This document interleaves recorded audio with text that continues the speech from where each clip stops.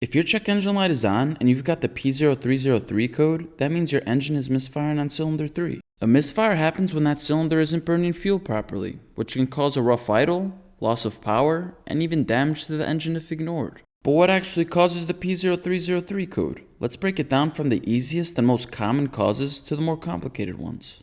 The first thing to check is the spark plug for cylinder 3. Over time, spark plugs wear out, get dirty, or even crack, causing weak or no spark.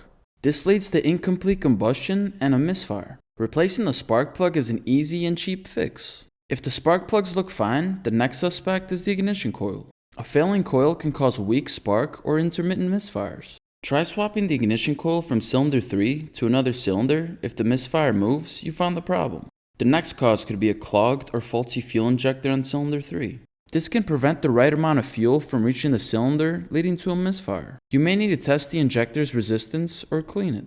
If the spark and fuel system check out, low compression could be the issue. This happens when there's a problem with the valves, piston rings, or head gasket preventing proper combustion. A compression test will confirm if this is the issue. The next cause could be a cracked or leaking intake manifold near cylinder 3. This allows unmetered air directly into cylinder 3, throwing off the air-fuel mixture and creating a lean condition which leads to a misfire. The next possibility is carbon buildup on the intake valves. Direct injection engines are known to have carbon buildup on the intake valves, which can restrict airflow and cause a misfire. If cylinder 3 is affected, you'll need to clean the intake valves. The last cause could be a bad ground connection specific to cylinder 3. A weak or corroded ground connection to the ignition coil or injector can cause misfires. If other electrical issues are happening along with the misfire, it's worth checking the ground wires.